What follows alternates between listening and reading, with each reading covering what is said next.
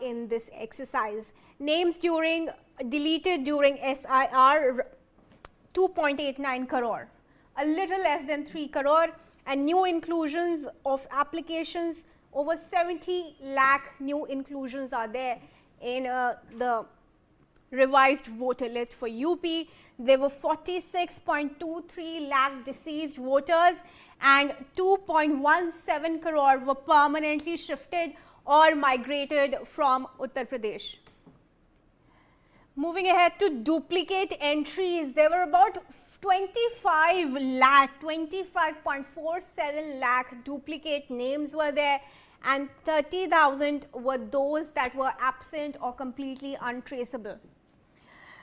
So those are broadly the deletions, the changes that have been made in the revised S.I.R. voter list for UP. Let's go across to discuss this with Bipin, who's still there with us in the conversation. Bipin, what do you make of the revisions and what impact could it have? Well, this is all part of the election reform process, and a special intensive revision was introduced with the purpose of strengthening democracy.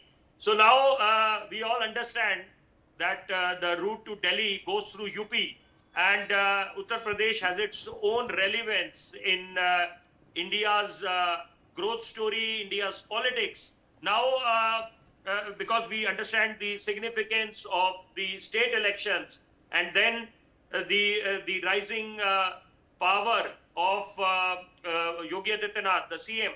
Now, this comes on the expected lines, because it was announced by Election Commission that the S.I.R. exercise would take place in 12 states, and this includes the union territories also.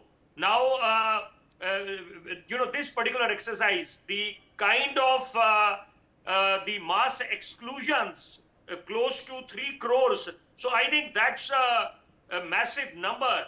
How will the opposition react? What would be their response? That, of course, depends on the opposition, how powerful they are and how collective they can, give their assertion on this particular, the cleansing process. But then there are again the two aspects of the same coin.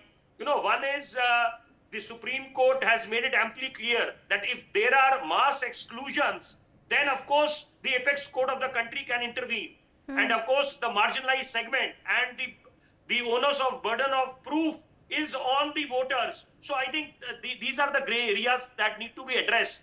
But then as far as the positive aspects are concerned, cleansing is definitely the need of the hour. If there are bogus voters, the dead voters, and the voters who have already shifted out, duplicacy.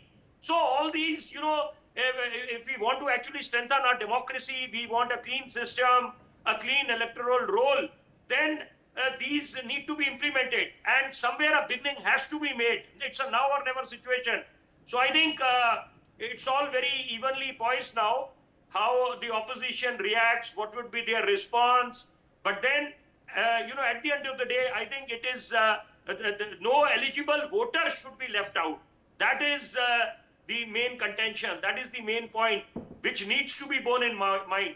Because after all, the process of election, the festival of democracy, everyone has got a right to cast their votes and to participate in the festival of democracy. So if any eligible voter is left out, then that becomes a contentious issue. But then the cleansing process is equally the need of the hour. It's equally significant.